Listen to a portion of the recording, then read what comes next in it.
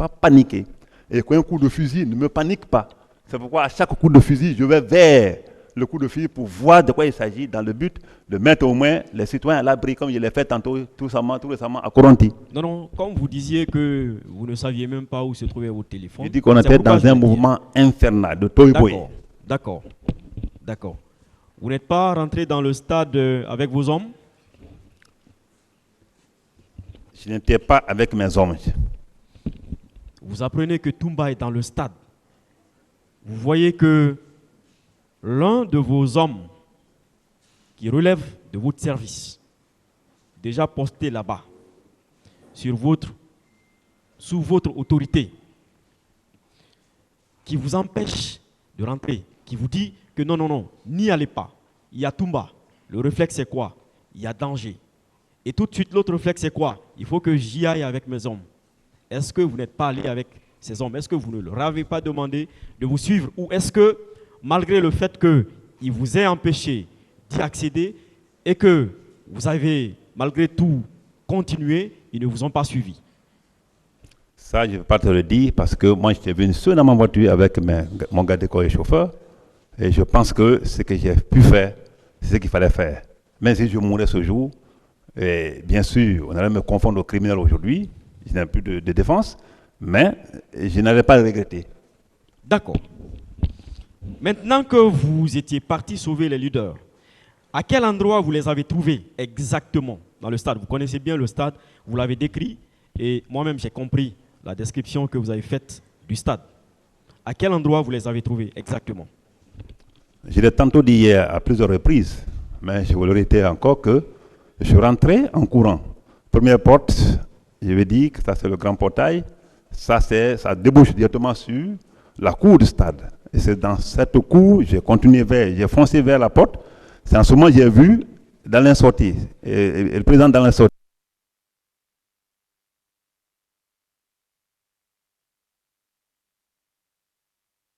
Ils nous ont fait. J'ai dit, bon, écoutez, je vous ai dit le matin de faire beaucoup attention. Parce que franchement, Bien, merci. Suivez-moi. Merci. Fini, non, merci, fini. merci. Ouais. C'est bon. Donc, vous dites que vous avez dit immédiatement là-bas au président Dalin que je vous avais dit le matin de faire très attention. Si, je l'ai dit, mais attendez que je finisse de dire Qu'est-ce que ça suppose? Qu'est-ce que ça sous-entend? Hein? Qu'est-ce que ça sous-entend? Qu'est-ce que vous vouliez dire par là? Oui. Je vous avais dit le matin de faire très attention. Non, je l'ai dit que je l'ai dit dans ma déposition. Quand ils m'ont demandé comment est l'armée, et que l'armée n'a pas ce contrôle. Est-ce que vous voyez? Je l'ai dit ça. Et je l'ai dit le matin, on s'est bien compris le matin. Et puis, quand on marchait, hein, il n'était pas blessé. S'il était blessé, je ne voyais pas le sang. En disant au président Dalin, dans ces instants, je vous avais dit de faire attention. Est-ce que ce n'est pas un message que vous êtes en train de faire passer? Est-ce que vous n'êtes pas en train de lui dire que je vous avais prévenu, des choses pouvaient se passer ou allaient se passer?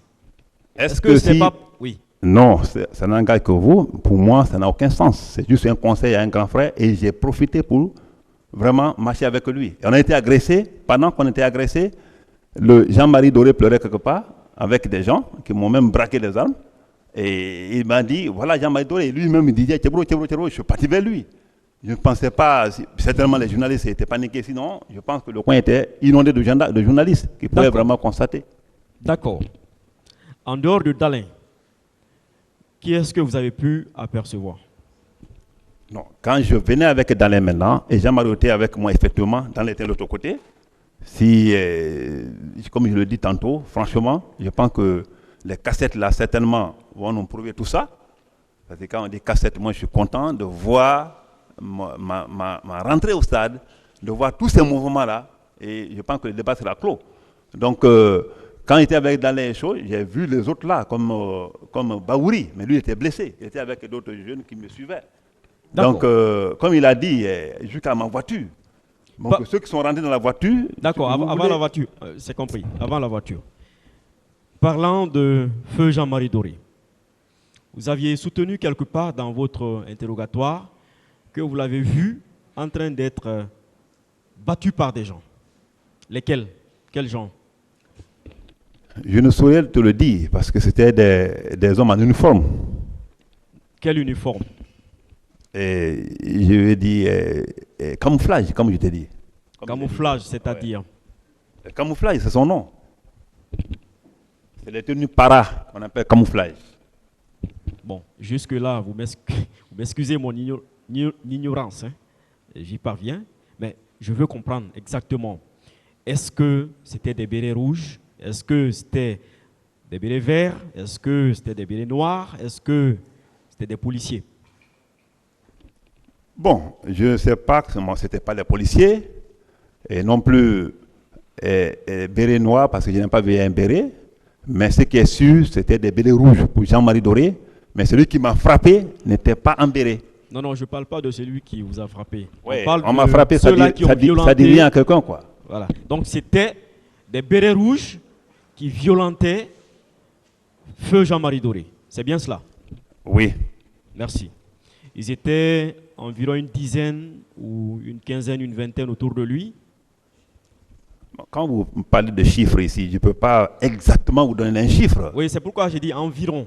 Oui, moi je l'ai vu avec deux éléments. Deux éléments. Ceux qui m'ont braqué l'arme là, et c'était deux éléments. S'il y avait d'autres derrière lui, je ne saurais le comprendre parce que c'est un mouvement instantané. D'accord. Ceux qui vous ont braqué une arme, c'était des bérets rouges? C'était des bérets rouges? Je n'ai pas compris. Vous avez dit tout à l'heure que il y a des gens qui ont posé leur arme contre vous. Est-ce que c'était des bérets rouges? Celui qui m'a braqué quand j'étais avec Jean-Marie? Oui. Oui, c'était un béret rouge. D'accord. Comment vous avez réussi à sortir du stade avec ces leaders? Je pense que le problème c'était à l'intérieur du stade. À l'intérieur du stade, pelouse. Oui. Je pense que le problème c'était là-bas. Parce que moi, le vide là, il n'y avait pas de tir. En tout cas, les gens couraient pour sortir, et beaucoup couraient pour sortir, et chacun se cherchait. Et c'est ainsi que j'ai pu vraiment faire ce que je pouvais faire ce jour-là. D'accord. Donc ce jour, il y avait assez de monde. Beaucoup de personnes couraient pour sortir. Est-ce que dans ce tohu-bohu là, dans cette panique, vous n'avez pas vu des gens par terre? Pas de tout, je l'aurais dit même dans ma déposition. Je l'ai fait. Oui, pas de tout. C'est vrai ça? Je pense que ce que je dis vient de moi. D'accord. Alors, je ne vais pas poser de questions pour ce qu'il est de votre altercation avec les éléments de Toumba et Toumba lui-même au niveau de la clinique Ambroise Paré. Mais je retiens dans votre passage que vous avez fait des comptes rendus au président Dadis. C'est bien vrai? Je n'ai pas compris. Que vous avez rendu compte au président Dadis. Mais après un tel fait, après avoir joué un tel rôle, pendant que tout le monde coalisait vers le camp, les ministres et tout, c'est nécessaire. Même si ça arrive aujourd'hui qu'on ne souhaite pas. Ça arrive aujourd'hui, je pense que tous ceux qui auront joué comme rôle iront vers le président. La transition, le colonel Mamadou Dimé pour le dire, voilà ce qui s'est passé. Il en a besoin, au moment précis, il en avait besoin. Que les gens viennent lui dire ce qui s'est passé. Et moi, j'ai fait mon compte rendu, demande-le. Et Komara était présent. Je pense qu'il y avait un religieux là-bas, je ne sais pas quel religieux, mais il y avait un monde. Et quand j'ai fait le compte rendu, demandez-le. Je ne l'ai pas dit, il y a eu mort, il y a eu blessé. Parce qu'à ce moment précis, je n'étais pas au courant qu'il y a eu mort ou blessé. Mais j'ai fait le compte rendu. Il a dit, et les gens ils sont en lieu sûr. J'ai dit, oui, ils sont en lieu sûr. Est-ce qu'au camp, il fait non, c'est pas assurant, il faut qu'ils partent à l'hôpital maintenant. C'est en ce moment qu'il a donné l'ordre. Komara et Sano m'accompagnaient pour aller reprendre les gens dans ces lieux-là, PM23 et Camp Samori, les envoyer, s'il faut dire, à la clinique Pasteur pour vraiment les soins adéquats et à ses frais. Je pense que ça, c'était vraiment ce qu'il fallait faire. D'accord. Mais pourquoi avoir attendu tout ce temps pour finalement faire un compte-rendu au président? Tu parles de quel temps? Vous saviez qu'il y avait un mouvement au stade. Vous êtes rentré chez vous.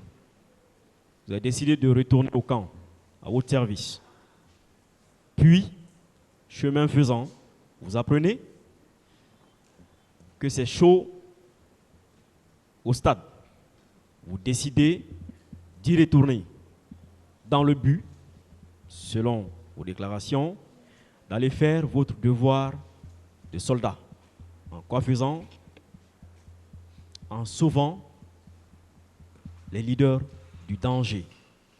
Pendant tout ce temps, vous avez les contacts du président, vous avez les contacts de la hiérarchie, même si vous dites que vous ne connaissiez pas la hiérarchie de Toumba, mais vous connaissiez la hiérarchie, la chaîne hiérarchique, militaire, mais vous n'avez parlé, communiqué avec personne.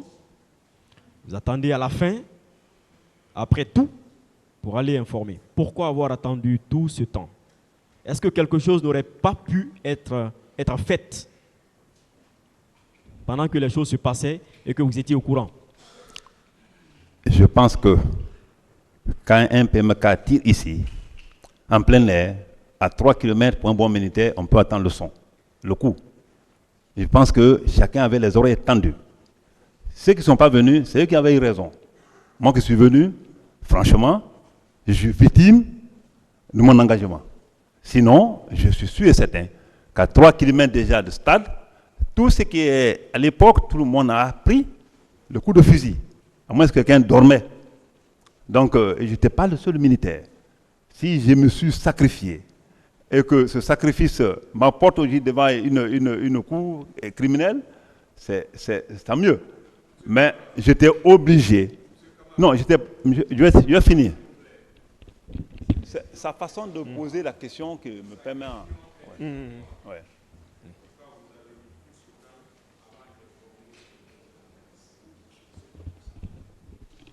Pour moi, c'était le moment opportun. D'abord, faire le travail et venir faire le compte-rendu. Faire le travail. Oui. D'accord. Et c'était à quelle heure le compte-rendu au président Dadis? C'était vers la soirée maintenant, vers la soirée. Parce que les gens, quand ça mourit, que je suis resté un peu à côté pour voir comment les choses évoluent. Et après, avant de rebousser pour le camp. Donc, je n'ai pas une idée sur la précision des temps. D'accord. Le colonel Pivi, à l'époque, vous ne l'aviez pas vu? Ce jour, non. Pas à l'époque, hein, ce jour. Ce jour? Ouais. Aviez-vous communiqué avec lui ce jour? Le colonel Pivi et moi, on communique rarement. Demandez-le seulement, ou tirez l'historique. D'accord. Merci, Monsieur le Président.